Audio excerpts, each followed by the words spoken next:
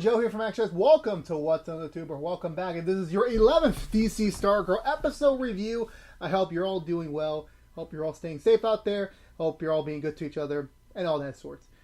My God, let's go. This episode, the penultimate before the two-part finale, and oh man, did they do such a really damn good job. I gotta admit, this...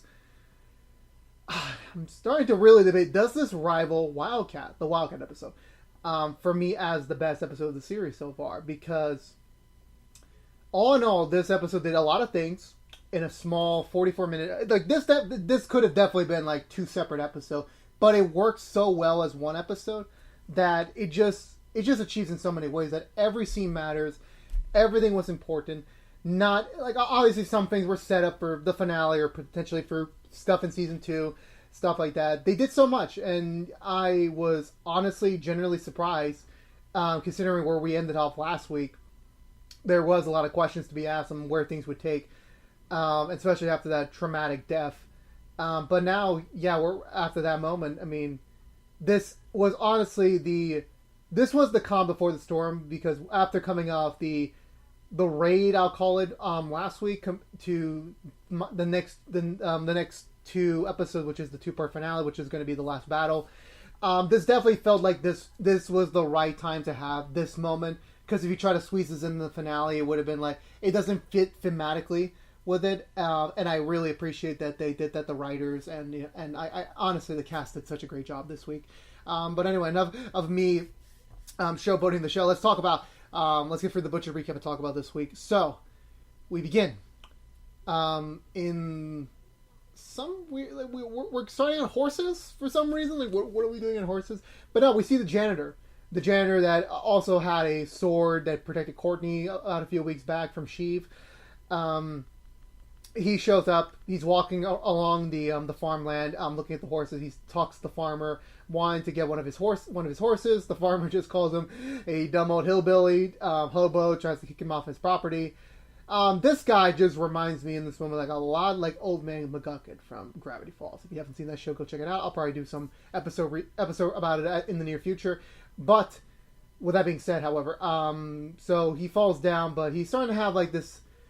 Something's wrong with this guy. Like, this guy's memory isn't entirely 100% like 100% usable. Like it's fading in and out for what he knows. Like, he's from where he is right now as just a janitor to his supposed previous life as a knight, and then he's remembering Stripey, i.e. Pat Dugan. All of a sudden, he decides to go look for Pat, considering the fact that he remembers him from as being Stripesy, and he's still in town, I'm presuming. Then this bus almost hit the janitor, which obviously you assume like, that's just a random bug, just a gag to like, oh, the guy's distracted, here comes like some big ass vehicle to wake him up, that typical cliche. But no, that vehicle has importance as we have this very like long shot towards one of the people in the bus, and it's just a very long shot. So we just see him. We just see the camera pan to him arriving in Blue Valley, walking into town, and then arriving in front of Courtney's house. We pick up with Courtney still reeling in from the death of Henry Jr. from last week, or the night before. Pat trying to make sense of it. Barbara still, of course, she's still new to this whole, like, at first she was, like, really denying it. Now, because of all the crazy stuff happening, she's kind of accepting it, kind of, like, she's getting along with the ride, which I really appreciate. That it's just, a immediate click. Okay, I understand the gravity of the situation. I know what's going on, somewhat. I'm on board with this, to an extent. Pat's still very much on the plan of her and Courtney leaving town to kind of avoid the ISA, even to bring Pat's song along for the ride, but Barbara says, like, no, they need to stay here. They wouldn't be... I don't know if it was her or Pat that says that if they start derailing from their normal habits, it'll indicate that they know something else that's going on besides what's on the surface with the Icicle and with Brainwave and such. So they got to figure out a way like how to keep neutral and kind of stay quiet, but that doesn't really turn out so well as the mysterious man shows up at their house. Pat's son lets him in. Everyone goes upstairs, and it turns out this is actually Courtney's real father. That's right, the real father. It's not Starman, it's not Joe McHale. No, it's actually the real father, a random man, which I cannot remember his name for the life of me. And considering how this episode turns him, I really don't give a damn. So Courtney's dad shows up. He, basically saying that, I got your email. I tried responding. I got no respond back. So I decided to go and head out here by himself, which is honestly very perplexing on the surface, considering the fact you assume Barbara messaged him in the afternoon, and then this is still the next day, which is morning. So I'm presuming I know California isn't. I mean, Blue Valley is technically in Nebraska, I believe. I think that's the location, so it's not terribly far, but it's still a distance. So I'm assuming that, what my assumption is that Barbara, that this guy, we'll figure out another detail later, but I'm just assuming that this guy must have immediately right away bought a bus ticket and headed out to Blue Valley ASAP for whatever reason. So, in order to showcase to Courtney that he is the father, he showcases one of the lockets that Courtney's been wearing since the start of the show. Turns out they're a matching pair. It has a picture of her, and in her locket is, of course, a picture of her dad. So, but Courtney's still in denial of it because, of course, with her and the staff assuming that she is Starman, the daughter of Starman, so she's still very much under that impression. She doesn't want to accept him, and she tells Pat to kind of come to her room privately so they could discuss the matter further. Courtney's obviously in shock because of the whole thing, and before they're able to keep talking further, Pat's son enters, kind of like anxious, like figure out what's going on. Like, hey, what's going on here? Like, I'm always left out in the dark, and Pat's trying to find the right words, like not trying to tell him to butt out / still being a father and telling him like, it's fine, you just can't get involved with this stuff. Courtney's mom, Barbara, goes to talk to the father about what happened to him, where he went between the last decade, unannounced. And we don't really get any answers. He just basically is just saying, hey, look, I'm just here for my daughter. I just want to get to know her before it's too late. Yada, yada, yada. Courtney eventually decides to accept going on a walk with him, at least to give of a chance to explain himself, to talk about stuff and whatsoever. So Courtney and him go off for a walk. He's slowly winning her over by bringing up memories that they used to have when she was a kid, about the locket's origins, giving brief reasons why he had to leave, all that sorts. And yeah, all he's trying to do is trying to be in his daughter's life again, which honestly it is sweet. Of course it's been a decade, so I mean, at least he's trying now than later. I mean, we already see how Doom Patrol turns that up. You've been seeing those episode reviews. So he asked her to go out for breakfast for a bit before she has to head off to school, which honestly, how early is this in the day for Courtney to be up? I'm going to assume Courtney just stayed up all night, so this was probably 7 a.m. in the morning, and I'm pretty sure school starts at 9 or 10 for her for a sophomore or junior. I don't know. I'm trying to make sense of this timetable shenanigan, but whatever. So, I mean, let's come back over to the other characters, because we kind of been de-escalating them a little bit. So, Jordan, Brainwave, goes to talk to Icicle about New America, about now that he has his powers. He has this other theory that when he killed his own son, he absorbed his energy, he absorbed his power, so now his powers are now, double, and now he's predicting that, okay, I'm no longer able to conquer 6 states, I could conquer 25 states. So, despite this, show of remarkable progress, he does tell Icicle that Stargirl is Courtney, that Stripe or Stripe C is Pat Dugan, meaning that family is, full of superheroes. But of course, instead of Icicle saying, go for it, go kill them, let's get this over with, he has feelings for Barbara, which I'm completely not surprised. And he's saying that please don't.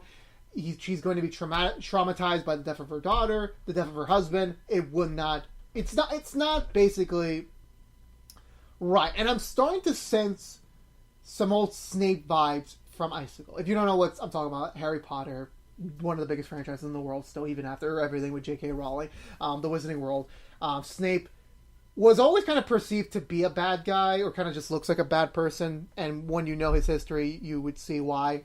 But as the series progressed, you started to see more of his good elements, and you started to see he does have a heart underneath all that darkness. So what I'm sensing in Icicle here is that even though Barbara is with Pat, he still has feelings for her, but at the end of the day, he started to realize that she is needs safety from this plan. But Brainwave's trying to tell him that, hey, when this plan goes into effect, she's going to be included. So basically, it doesn't matter. Like, it really does not matter what you do. So she's going to be affected no matter what.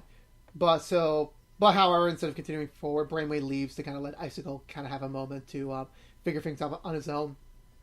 Which he responds by going into Barbara's computer and figuring out that she did look up Starman's death. And he's aware of all the connections so that Barbara is going to not be on his side if anything happens. So she's a lost cause in this book. But we'll come back to them later. Pat calls in the JSA to the shop.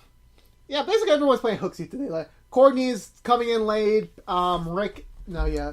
Rick and Beth are coming in late too. Yolanda's at church, to pray for Henry. So yeah, no one really cares about school on this fine day. So while Pat's trying to tell them what the situation that's come up recently with Courtney's dad, the mysterious janitor night guy shows up. Initially, kind of like under that influence of like, I don't know what the fuck's going on. I need your help. That was my really horrible impression of a medieval accent. But then briefly, he has this like trance that Pat and the others are Dragon King and his minions. So he tries to fight them, but Pat manages to calm him down, kind of get him back to normal. And he realizes that, yeah, something's wrong with this guy. So it turns out this guy was from the medieval ages, King Arthur's time. The sword he has is Excalibur. So that's pretty cool, I guess. And he was was the leader of another superhero team that Pat was involved in, which also gave him no credit, which I'm not completely surprised. And what was I gonna continue with? Damn, I forgot my train of thought. And Pat's trying to help him try to regain his memory by trying to like have him explain stories of his past and trying to like get some sort of like recollection of like who he is, because he's having some difficulty trying to figure out his identity. So speaking of identity, back to Courtney and her dad's awkward reunion. They're at the diner. They're about to eat some breakfast. He's briefly explained to her like he's been around. He's been trying to find gigs, trying to find opportunities to like get rich schemes, stuff like that. Nothing's panned out for him most of the time. Usually he screws up in the end. All he wants to do now is to just kind of be in Courtney's life again, trying to like get her to visit him. Whenever she can, that sort of thing. And it seems like they're slowly starting to build that commodity, and that's kind of nice in the moment. And then where do we go from here? Did we go back to... No, we're not in the school yet. I think we just head back to the house where Pat brings over the knight. And I'm pretty sure I'm forgetting it soon. Or, again, I'm out of order here, so I could be wrong. Pat brings him over to kind of rest up, trying to have that stability of, like, a neutral environment. Because, honestly, I don't even know where this guy lives. He doesn't even know what modern stuff is. I'm presuming that he doesn't own a place or anything. I don't know, really, but... So, while that happens, Barbara goes to make the guest room for him, and then Pat manages to look outside to see Courtney and her dad returning back home.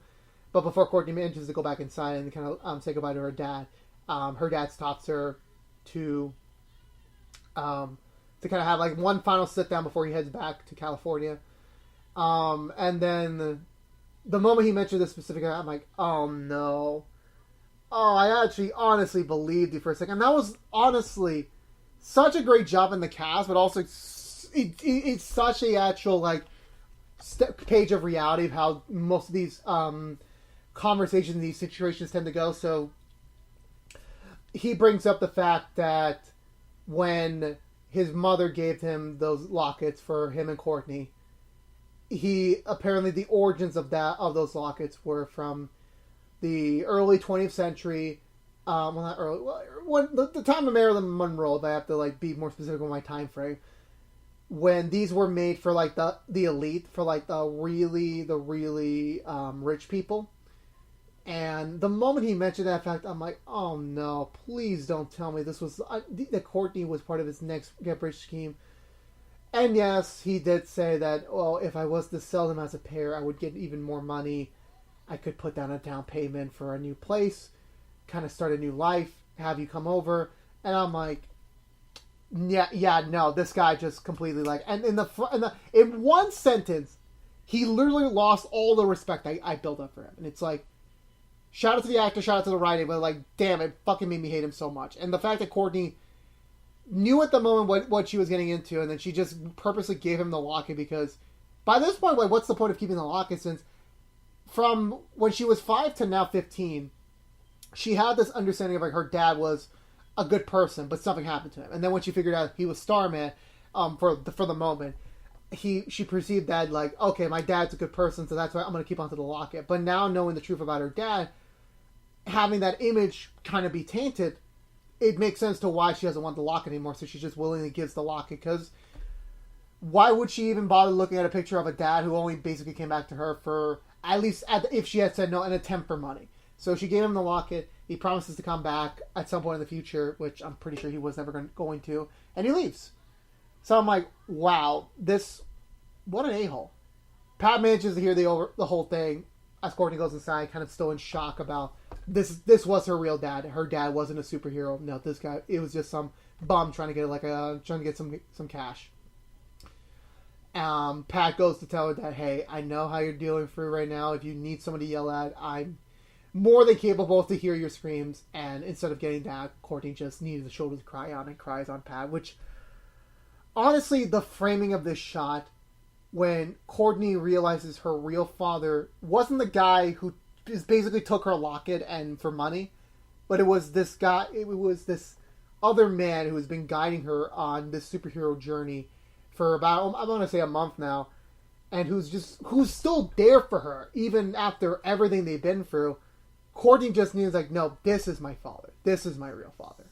And that hug was like, I didn't cry, but I'm like, I felt like very emotional. And then when Barbara came in to kind of see this, like, yeah, that kind of like, she knew what happened, but she also knew that this was, this felt like poignant for them, for their overall relationship. Pat goes to catch up with the father, and the father basically just drops the whole act and like, yeah, I need the locket, I need the money. I mean, Pat basically tells him, don't come back to Blue Valley, don't come back to my house. And he's like, yeah, sure, I was never planning on it. And then he makes one snide comment about Barbara and her looks. And Pat just gives him the old right hook. I'm like, thank God, you know what, Pat, you're good. You're a good person. You're a good dad. Courtney goes to talk to her mom. Her mom wants to apologize for the whole thing, but Courtney says, it's fine, don't worry, it's all good. But Barbara has this moment of epiphany that if they leave Blue Valley, wherever they go, they're going to leave everyone defenseless if there's no hero to protect them. And so she kind of gives this kind of like blessing to Courtney to kind of still become Stargirl, but at the moment, Courtney can't even activate the staff, so she can't be Stargirl since she's not the descendant of Starman, nor is she now even any more worthy of the staff. So she heads to school, tells the others about recent events, and they're trying to convince her, like, no, you are still Stargirl, no matter what happened, like, you are still this hero. And she's like, no, I'm not, I'm just someone who basically I was something and then I'm not. So she kind of feels depressed on the whole matter, and then they attend the eulogy for Henry Jr.'s death with Brainwave present, giving a speech, having a private conversation with Courtney, basically saying, like, I know who you are, Ged, we're coming for you, get ready to be over. That moment of like, fuck, she is so freaking screwed now. She heads back to the house, trying to get the staff to reactivate, but it's just not working. Pat gives her another motivational speech that the staff knew you were never Starman's daughter, but it sensed something in you that made you worthy of its power.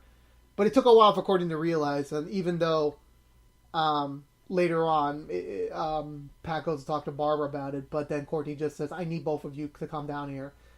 And then through that, it was enough to kind of like get Courtney to like believe in herself again and to kind of get this power back.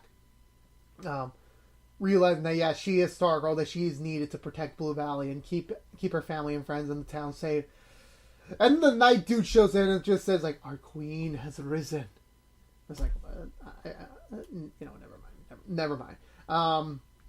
And then we cut to the ISA lounge, as I'll call it. Brainwave's in his suit. They're ready to soon start New America. Icicle has to change her heart and basically say, yeah, go kill them. Get rid of them. Like, we're going to have to destroy all the legacies, all the people who could potentially pose a threat to us. Like, we need to get rid of all of them. So, getting the green light. And it shows her countdown clock, realizing that the end of the world, not the end of America as you know it, which is basically already happened in us. Not really, but you know what I mean. is upon us in 13 hours. And that's where the episode ends. Again, I felt this was... I'm going to say it is probably now the best episode of the series. It is. I love this episode from start to finish. I never was bored by it. I respected what they did with Courtney's father to kind of give her that reality wake-up call, but to also realize that she has more of a purpose. She has more of that sense of she's worthy to be the successor to Starman, despite not having any family lineage. Getting to see her kind of like realize that next step with Pat was honestly kind of sweet. But I just... And also, yeah, I was really still entertained with the whole night element with Justin. Yeah, I think his name. Yeah, Justin, because I remember one of my best friends' name is Justin. Getting to see that was like they're obviously building to that. This was never going to get resolved in this one episode, but it's still like we were seeing the elements of it, and hopefully we'll get to see more of it in the next 2 episodes, or possibly in season 2. And yeah, I really love this episode. I really did. I can't wait to see where the 2-parter leads us next. I'm also curious if they're going to top this one, which is honestly going to be a question for next week or next time. And yeah, so I give this episode 2 thumbs up. I really enjoyed it, and I think that's going to do it for me, guys. So if you're unaware, this was What's in the Tube from ActionX. If you want to see more of What's in the Tube, specifically our Stargirl episode reviews. Wait, hold on. I haven't done this in a week, guys, so I mixed match my my closing phrase. I'm sorry. So if you want to see more of What's in the Tube, specifically what we do overall speaking, we do Patrol Season 2 episode reviews each and every Saturday after a brand new episode on Thursdays on HBO Max and DC Universe. We also do Perry Mason episode reviews each and every Monday after a brand new episode on Sundays on HBO. But if you don't care about I can't speak English tonight, guys. I'm so sorry. DC Stargirl, then you're luck. We'll be back next week for the next episode review, the penultimate episode of the series. If you need a little look ahead of what's coming up for Stargirl, we're doing episode 12 next time, this coming weekend. Episode 13, the season finale, the weekend after that. Then we're doing the season 1 review, both spoilers and regular, no spoilers. Then transition to spoilers, where it'll be me talking about like everything that I learned. But you'll see how that goes about. And then the week after that, Stargirl season 2 predictions, hopes and wants, crossovers with the Arrowverse that I want to see. But that'll all be for later, so we still have another month. We still have another 4 weeks to go with Stargirl, so don't worry, we're not going anywhere yet. You can enjoy the rest of August with Stargirl content. But again, this was What's in the Tube from ActionX. If you want to see more of us, specifically our Stargirl episode reviews, please subscribe to ActionX on YouTube.com. Ring the bell for notifications when the next episode review is live. Like, favorite, share if you want to, but it does really help us out in the long run. As well as follow us on social media to be up to date on stuff. I'll see you Stardazers next week. Peace out.